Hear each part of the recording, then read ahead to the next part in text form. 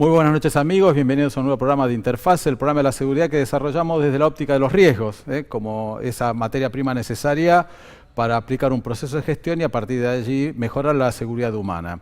Como siempre, destacando la interdisciplinaridad que tiene la gestión integral de riesgos, y hoy no es tampoco una excepción, ya que vamos a contar con un invitado muy especial, muy particular, al cual, bueno, le doy la bienvenida y el agradecimiento por estar presente. Con nosotros está Joan Guerra. Presentate a ver cuál es tu relación, digamos, con la gestión integral de riesgo. Contarnos un poquito. Ok, muy buenas noches al público televidente. Yo soy de formación licenciado en gestión de riesgos, soy venezolano. Tengo poco tiempo residenciado acá en la República Argentina.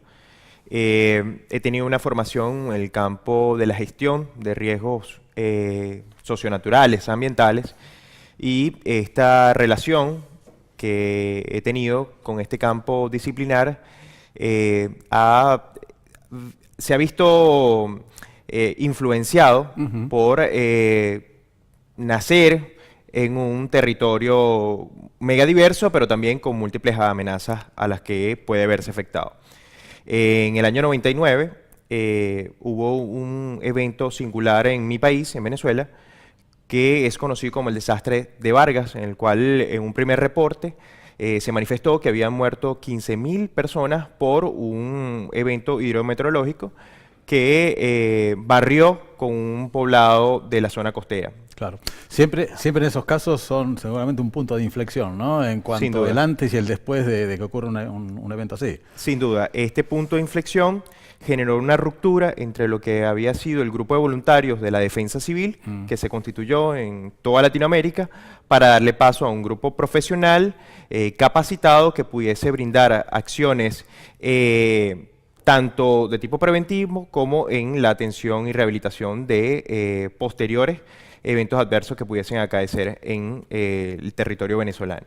Es así como se funda la carrera de gestión de riesgo en mi país, y por lo cual algunos afectados por ese evento nos involucramos en el ejercicio de la profesión. Claro, aquellos que lo han vivido de forma directa o analiza de alguna manera estás en esta cuestión de los riesgos, es necesario, se sabe, ¿no? Porque por lo que veo, igual ahora me vas a estar contando cuál es la realidad hoy en Venezuela respecto a la gestión integral de riesgos, pero seguramente hay una tendencia como mundial a la profesionalización de esta cuestión, ¿no? No necesariamente cuestiones de respuesta, sino que es un trabajo mucho más profesional que hay que hacer, ¿no? Sí, sin duda se ha profesionalizado la temática. Hoy en día tenemos distintas rangos de acción que va desde la protección laboral hasta un plano de planificación regional, pero visto de la gestión de riesgo. Y eso invita a la participación en todos los procesos de planificación del desarrollo del país. Hoy el cuerpo de bomberos, el cuerpo policial también participa en acciones de seguridad frente a eventos adversos, lo cual da una variabilidad y campos de solución donde todos los cuerpos de respuesta están participando en el ejercicio de la reducción de riesgo. Claro, eso es lo bueno de que se conforme en realidad un sistema, ¿no? Donde cada uno cumple una función determinada, pero todos con un mismo fin. Y en este caso que también estén las fuerzas policiales o fuerzas armadas que siempre intervienen, ¿no? Y que tengan bien definido su rol. Sí, incluso los centros de investigación también cumplen un rol de suma importancia, como la Red Sismológica de Venezuela o el Instituto Hidrometeorológico. También es un centro o fuente de información que permite dar sinergia a los organismos de respuesta para saber dónde y cómo actuar de acuerdo a las características de cada poblado, cada territorio. Claro, la gente en general por ahí va a lo tradicional, ¿no? Que es salud, la parte de bomberos, la parte policial, pero bueno, este sistema lo conforman innumerables actividades, ¿no? Sí, sin duda es una red de organismos que se entrelazan para dar una función pública efectiva. Sin duda. Entonces hubo un cambio, digamos, hoy en día el abordaje de las emergencias, de los desastres en Venezuela ha variado y, bueno, seguramente es mucho más complejo. Sí, hoy hablamos de un punto de vista mucho más holístico, interdisciplinario.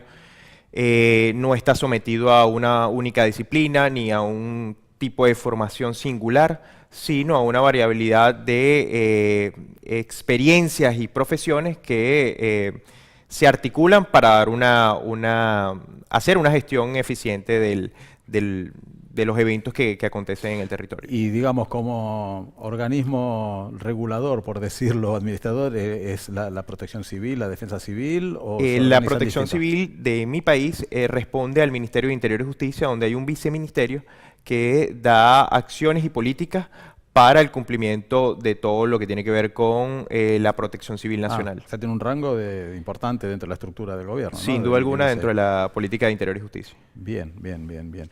Y bueno, me imagino que aplicarán, hablando de gestión, procesos de gestión, aplicarán los principios básicos, que podemos un poco charlar de eso, ¿no? Respecto a lo que es la planificación, no solamente la respuesta. Sí. ¿Cuál es el concepto, digamos, que hay de planificación al respecto? Hay un elemento singular en el campo de la gestión de riesgos, que es el planificar. Hablamos de planificación de emergencias, planificación o planes de evacuación, todo lo que tiene que ver con la prefiguración o anticipación de acciones antes de que suceda un evento. Y esta concepción de la planificación está dado al campo del conocimiento de la tecnología. Cuando planificamos, inventamos. Planificar es retar el futuro, planificar es pensar antes de actuar, y eso nos invita a que podamos prefigurar un futuro alternativo a el que no sucedería si no tomamos acciones consecuentes con ese futuro al que queremos crear. Entonces la planificación es eso, la planificación es adelantarse, ¿no? Es adelantarse a futuros escenarios que pudiesen tener un correlato en efectos adversos para una determinada sociedad y poder enmarcar o determinar un rango de posibles acciones de decisión y entonces a partir de ahí generar caminos de solución. Claro, que es muy distinto, o sea, tener ese aspecto proactivo a ser reactivo, ¿no? O sea, cuando ocurre recién vemos qué podemos hacer, ¿no? La importancia de planificar, ese es el objetivo fundamental. Sí, en Venezuela se han dado dos extremos, que es ir de la planificación paralizante, que muchas veces no termina en nada, a la improvisación desmedida, que es otro de los aspectos que sin lugar a duda deja mucho que desear en temas de gestión y que bueno, tienen pero que ver son con vicios emergencia. que hay en todos lados. Nosotros acá los argentinos que no planificamos mucho, es como que nos ufanamos de ser, de improvisar, ¿no? Es decir, no, nosotros improvisando somos bárbaros. Bueno, si llegamos a improvisar quiere decir que algo está fallando, ¿no? Nos puede salir una vez bien, dos, pero ya que no sea una regla, ¿no? Claro. La importancia. La planificación tiene algunos elementos que necesita deslastrarse, que es verla como parte de un proceso gerencial que nos han explicado en las universidades, en los libros de administración y gestión, que es una etapa singular, lineal, donde primero es planificar, luego que planifico, organizo, luego direcciono y luego controlo. O también se le ha visto la planificación como una técnica o un método o una herramienta, subsidiaria muchas veces al campo de la ciencia. Claro. Y la planificación tiene un campo de conocimiento que hoy algunos teóricos y metodólogos están trabajando en el campo de la tecnología, porque planificar es realizar un plan de acción. Y ese plan de acción siempre va atado a un objeto planificado, bien sea el ambiente, bien sea planificar un conjunto de leyes, un ordenamiento jurídico, o un conjunto de aspectos que responden a la materialidad de nuestra vida. Y además el producto que tenemos, que es un plan, ¿no? El plan, siempre se lo toma como algo rígido, como algo que ya tengo el plan, o por ahí copio el plan de otro porque es parecido, ¿no? Y cada lugar tiene su realidad, ¿no? Es algo que es al contrario, permanentemente el plan se va modificando, sí, optimizando. Cada plan lo llamamos es singular y único, porque los actores que participan en ese plan, los que se verán afectados, el territorio, el espacio-tiempo, son singulares. Y eso le dan un matiz a lo que se crea como plan, que no puede tener una copia fiel en otro lugar. Y eso es lo que hace singular a la planificación. Además, la planificación es una actividad humana compleja y complicada por las variables cualitativas y cuantitativas que están en contraposición muchas veces entre esos hechos o esa situación que genera malestar y esa situación ideal, claro, que va en discrepancia y que genera un camino de solución o una movilización para que podamos planificar. Nosotros siempre lo explicamos, decimos que es importante justamente dentro de lo que es el proceso de planificación establecer los objetivos. Si no los establecemos bien, por ahí estamos planificando después algo que no cierra, ¿no? Y determinamos como que los objetivos responden a un problema, y el problema es la diferencia que hay entre lo que tenemos y lo que quisiéramos tener, un poco lo que decías, ¿no? Comentabas recién.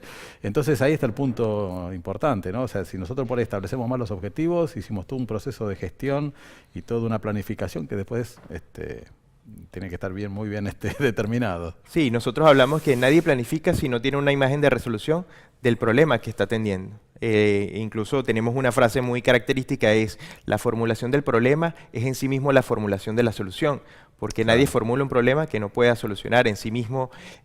Uno siempre tiene una idea de resolución, incluso cuando uno se plantea el proyectar su vida, cuando uno se hace la pregunta de qué quiero ser cuando sea grande, uno tiene una imagen de esa resolución, incluso está modelada por los padres, por la comunidad y todo este tipo de cosas. Es que por ahí uno piensa que planifica nada más para las grandes cuestiones, pero permanentemente estamos planificando, ¿no? Sí, y eso es una de las cosas características que hace de la planificación una actividad singular humana. Claro. Y principalmente consciente. Se han dado en tiempos históricos un sistema de planificación preconsciente que no tiene una respuesta sobre la concepción del mundo que ha llevado a la planificación, pero hoy en día la planificación también responde a un sentido ético-político sobre cómo percibimos el mundo y cómo queremos que sea. Claro. Bueno, decís que se puede aplicar en todo, ¿no? La planificación, en toda disciplina. Sí, la planificación es transversal a todas las disciplinas, pero también las disciplinas tienen que ser transversal a la planificación. O sea, la planificación no puede ser una herramienta que lleve a todas las disciplinas, sino que la planificación tiene que también permutar las disciplinas, claro, para que en el ejercicio de la profesión también no nos quedemos en el análisis, sino que podamos trasladar eso a la síntesis, claro, a la concreción de líneas generales, por ejemplo, de planes que puedan surgir en temáticas como ingeniería, como sociología, como estudios políticos, donde también se puedan diseñar planes. Y acá viene la pregunta, entonces también podemos planificar desde lo ambiental.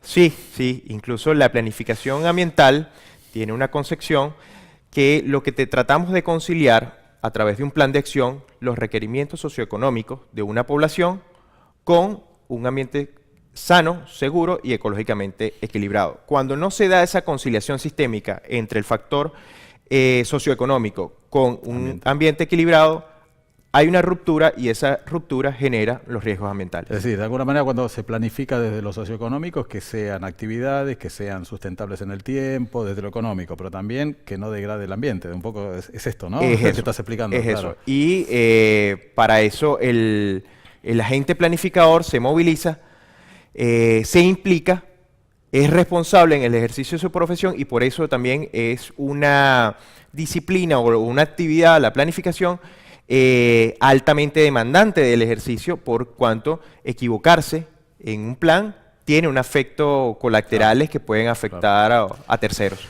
Y para hacerlo así práctico, si bien estamos hablando desde cuestiones, si se puede decir, teóricas, pero ¿cómo sería esa planificación? O sea, no sé, te nombran o vos estás en un cargo en el cual tu responsabilidad es la parte ambiental. ¿Desde dónde empiezan? En resumidas cuentas, ¿no? Pero a grandes rasgos, ¿cómo llevas a cabo esa planificación ambiental? Me imagino identificando los riesgos ambientales.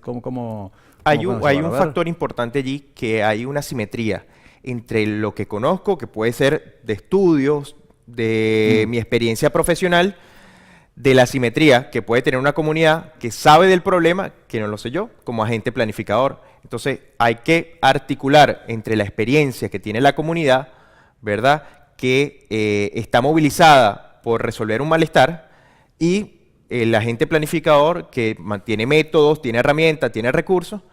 Entonces, ¿cómo llevar a un punto de común eso para el ejercicio de la resolución de ese malestar que tiene esa comunidad? Salvo que, bueno, por ahí el planificador sea de ese lugar y conozca un poco más, pero también va a estar sesgado, ¿no? Tal vez claro, va a tener un sesgo y quizás el ejercicio de los juicios de valor que va a emitir van a estar parcializados, claro, o puede incluso forzar a un tipo de condiciones que no pueden ser quizás las más objetivas para el Y esa desarrollo. mecánica, o sea, sería en principio identificando los riesgos ambientales, ¿no? O sea, comenzar desde allí. Pudiésemos, No sé si hay herramientas al respecto. el punto de inicio incluso puede ser un mapa. Cuando el planificador se da la tarea de planificar, modela el mundo. Entonces, para no intervenir directamente en la realidad, tiene que modelar, tiene que simular, tiene que plantearse opciones de decisión, ver la variedad de opciones, reducirlas tanto en cuanto tenga recursos financieros, posibilidades materiales y capital humano para hacerlo. Entonces, tiene que ver la urgencia de las demandas de una determinada comunidad y contrastarlas con los recursos que puede emplear para darle solución a Lo esto. distinto es si tal vez uno está frente a la planificación ambiental de una localidad, distinto es cuando tal vez uno interviene a partir de un incidente, de un evento en particular, ¿no? Que sí, ya también ahí las prioridades son totalmente distintas, es dar solución a ello, ¿no? Sí, hay un caso muy emblemático que es el terremoto de Fukushima en Japón, que se planificó la planta nuclear para unas características y para un tipo de amenaza. ¿Qué sucedió? Que fue el terremoto del 2002. Sí, sí. Este terremoto generó condiciones que al suceder la planta soportó el evento del sismo, pero hubo un elemento del diseño de la planta que no fue considerado por los planificadores, y esto fue la pared de contención que bajó unos centímetros y por los efectos de las múltiples amenazas que se pueden dar en un mismo momento, sucedió un maremoto que logró impactar en dicha planta y generó la emergencia y el desastre que tenemos. Claro. Entonces, el planificador, como trabaja con decisiones, también tiene que manipular, modelar cuáles pueden ser las múltiples amenazas del contexto en el que está interviniendo. Claro, de ahí lo multidisciplinario, de ahí esta cuestión que yo me imagino que igual, por más que se tengan en cuenta los riesgos o las cuestiones, siempre la acción del hombre va a estar afectando a lo ambiental, ¿no? Me imagino que no es gratis esto, por decirlo así, ¿no? Sí, o sea, si la acción antrópica, pudiésemos estar hablando de eventos extraordinarios, pero lo que le da el riesgo es la perspectiva y la significación que tiene un determinado evento para el hombre y para su entorno. Su entorno, claro. Sí. Y más cuando están las cuestiones económicas, o no sé, por ejemplo, se me ocurre a mí acá en Argentina con la soja, donde se está haciendo un monocultivo, donde se está tal vez deforestando lugares que son propios del lugar, que por algo se encuentran ese tipo de vegetación. Sí, por una cuestión económica genera un crecimiento, ¿no? Pero crecimiento y no desarrollo. Crecimiento y no desarrollo, no es un desarrollo seguro, se expolia el ambiente para dar una continuidad limitada a un tipo de crecimiento, y esto no permite darle continuidad al negocio, como lo hemos comentado anteriormente, y no darle perspectiva a futuras generaciones de gozar de un ambiente equilibrado. Claro. Y es evidente, ¿no?, que digamos hay un cambio en estas cuestiones ya sea por, algunos le dicen por el calentamiento global, todo, pero hay un cambio a nivel ambiental, estamos sufriendo, ¿no? Sí, y incluso la tecnología está teniendo un rol importante. Todos estos modelos que se están diseñando de balance de energía, de circulación general de los mares y los océanos, nos están dando una perspectiva clara de la verosimilitud que tiene los registros de la temperatura con los cambios que estamos percibiendo a nivel del día a día. Y eso obviamente tiene que abordarse también desde el campo de la planificación y no solo desde la resignación que muchas veces es a la que nos vemos sometidos. Sí, por ahí tenemos la ventaja que desde el punto de vista tecnológico, como bien decís vos, se cuenta con muchas herramientas que nos permiten, ¿no?, digamos, optimizar los estudios. Sí. Debe haber bastante. Y de verdad que en ese ámbito se está trabajando. También hay una interdisciplinaridad para no quedarnos en el análisis, sino aterrizar eso en acciones y en agendas globales, como la del marco de acción de Shanghái, como los objetivos de desarrollo sostenible, como la agenda para la adaptación del cambio climático. Hay muchas agendas que pueden y contribuir Exacto. a un cambio en la percepción del hombre con respecto al ambiente. Claro, bueno, de hecho, justamente el marco de acción de Yogo Sendai es determinar que el problema no es de cada uno, sino que es de todos, ¿no? Entonces, ¿de Sí. qué manera a partir de distintas, no sé, no solamente desde dinero, financiamiento, sino también de estudios, la interrelación que puede haber entre aquellos que están más desarrollados técnicamente en los países que no lo están, apuntan a eso, ¿no? A que todos estemos hablando también un mismo idioma, aplicar, dar prioridades justamente, ¿no? A estas cuestiones, tanto en principio desde lo ambiental, pero también desde después los efectos que son los eventos adversos, ¿no? Sí, incluso en los años 70 no se hablaba de la problemática ambiental como hoy es parte de la agenda política y Exacto. de la discusión de cómo hablar de desarrollo si no incluimos el ambiente en todo el proceso Claro. de crecimiento de una determinada población o región. Y eso realmente es lo que determina cómo abordar los juicios de valor sobre determinadas temáticas o negocios, en todo lo que tiene que ver con la incidencia. Para ir cerrando, ya que ya se nos pasó el programa bastante rápido, algunas otras implicancias justamente de por no planificar, algo más que se pueda agregar, digamos, de no planificar en la cuestión ambiental, ¿no? Sí, debemos tener... La planificación invita a una responsabilidad ético-política en trascender, transformar la sociedad y vernos inmiscuidos en ese proceso. El no planificar es darle cabida al riesgo, y darle cabida al riesgo es no darle oportunidad a un desarrollo seguro. Claro. Y esto tiene significaciones no solo para nuestra generación, sino para las generaciones futuras, y por lo cual debemos movilizarnos y actuar consecuentemente para darle perspectiva a nuestro devenir en este planeta. Perfecto. Bueno, Joan, la verdad una visión totalmente diferente de la que siempre se le da, siempre se cree en la planificación, como ocurre en otras cuestiones cuando ocurre un evento, Claro. o ahí nos preocupamos, pero también es una cuestión de tener que estar planificando, de estar adelantándonos a los acontecimientos.